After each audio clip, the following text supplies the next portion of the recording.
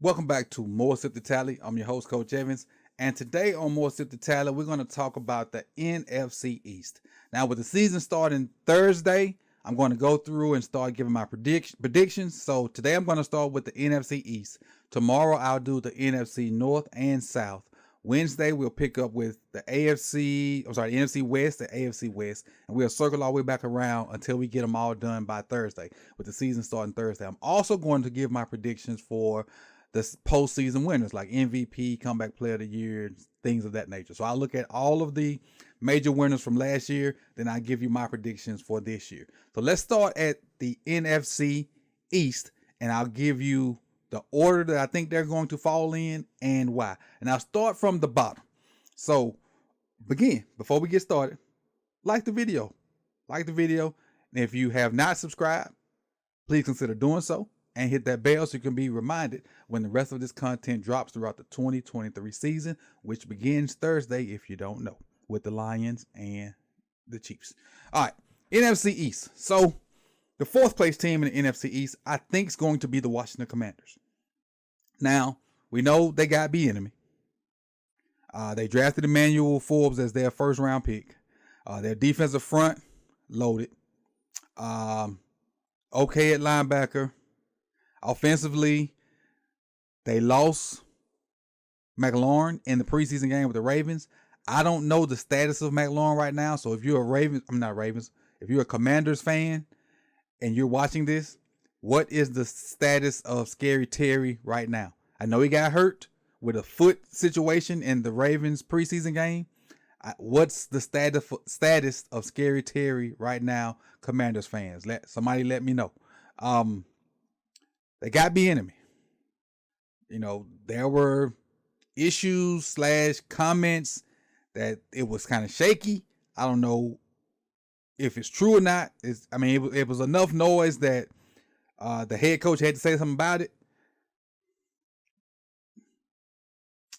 I ain't heard nothing since then, so I don't think it's a big issue. But I have them still finishing fourth, and not because of any of those things I ever said. Not ever said, but said today. Quarterback. Let's say Scary Terry is healthy. Let's say he's healthy. Still Sam Howell. Can Sam Howell do it? Maybe. It's not proven though. I don't know if he can or can't. The NFC East is probably one of the hardest divisions in football. One of the hardest, if not the hardest. Sam Howell's going to have to be pretty darn amazing. It's going to have to be pretty darn amazing. So I got them finishing fourth. And that's not saying they're going to suck. They could be right at 500 and still be fourth. Because I think that division is just that good. All right, the third place team, the New York Giants. They re-signed Saquon. Or they got Saquon back out there. I don't know about re-signing. They got him back out there. He led their team in receiving and rushing. Daniel Jones had about 700 yards rushing, I think. So that's their kind of run game right there. They added Jalen Hyatt in the draft. They added Darren Waller. So offensively, they should be better. They shouldn't be Saquon everything. They should not. But they might. But they should not. Defensively, up front, we ain't got some dogs up front. I can't even lie. Thibodeau and them boys, he got some dogs up front. Now, trust me, I know. But for what Wink likes to do, he better have some dogs at cornerback too. Because he going to leave their butt on the island a lot. A lot. And in that division, when you're on an island, you got to deal with Devontae Smith, A.J. Brown, C.D. Lamb, Michael Gallup, Scary Terry, Jahan Dotson. Not Jahan Dotson. What's the other fast receiver the Commanders got? I forget his name. But you got to deal with those guys in one-on-one situations all the time. Wink. You live and die by Wink when them blitzes. So, with that being said, it depends on how well that offense do is how well they do. And again, I think the Giants could win 10 games and still be in third place. That's just how good I think this division is. Moving on up to the second place team. I think the Cowboys are the second place team in this division. Offensively, Dak, throw to the people with the star in that helmet, not the other people. That's Do that, you should be good. Not saying you're going to win the division, but you can have a chance if you just throw to people with the star on your helmet. All right? That's my thing to you, Dak. Throw it to the people with the star on the helmet, not the other colors. All right? So Tony Pollard is the guy. Zeke's out of there. They picked up Deuce Vaughn, who's probably going to be a surprise. Not saying he's going to be the leading rusher, but I think he's going to be a good contributor to that offense. CeeDee Lamb, Michael Gallup, trying to think of the other receiver. They got a third receiver, and it's not Woods. It's Cooks. That's who it is. Brandon Cooks. That is offense. I think it's gonna be legit. Again, that just throw it to the people with the star on the helmet. With the star on the helmet. Defensively, that is where the Cowboys are loaded. The Cowboys have the best secondary in this division, if not in football. When you look at all three of their safeties, and you look at Gilmore and Diggs, and a guy that I think is going to play a lot for them and do a bunch of different things, Marquise Bell. If you don't know who Marquise Bell is, go look him up. He's a small school guy, but they got him doing a bunch of different things. He's going to be like a glue guy. And let's not forget about their pass rush. I ain't even mentioned Micah yet. And all the stuff that he do. So the Cowboys could push for the number one spot in this division. Dak, you just got to throw it to the guys with the star on their helmet.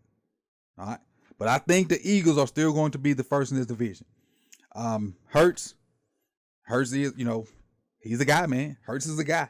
He made himself a guy. He got targets. A.J. Brown, Devontae Smith. Got tight end. They brought the Philly Flyer back home, Swift. They got other running backs to go with him, so just in case Swift get hurt or don't play up to par, so they got options in the backfield. And Hurts gonna run some. Defensively, the secondary is good. The linebacker is new. It's new.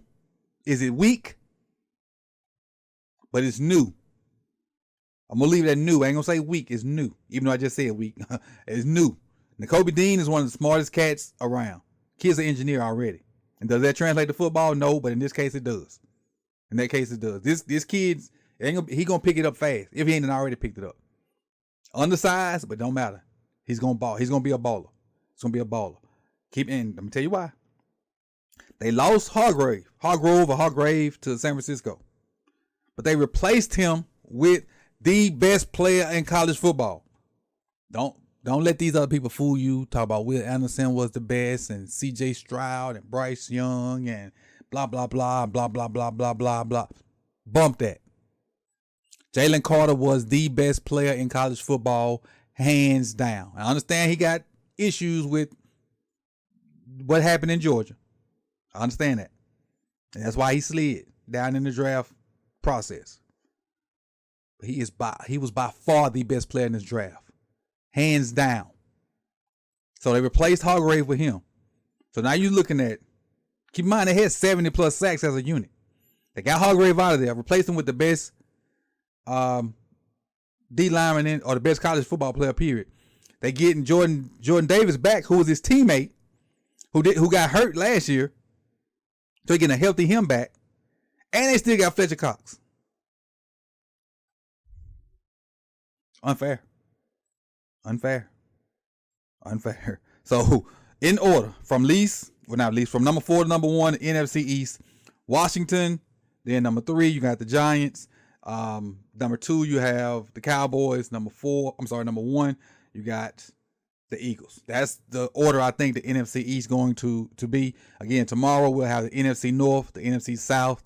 And, the season is here Thursday. It's getting hot and heavy. It's go time.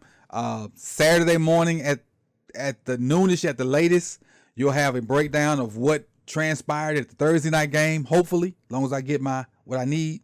And, whoever shows out Sunday throughout the week, you'll get a breakdown of that too. So, the season is here upon us. It is go time with more Sip the Tally. I appreciate you guys for being patient, but the work is about to come.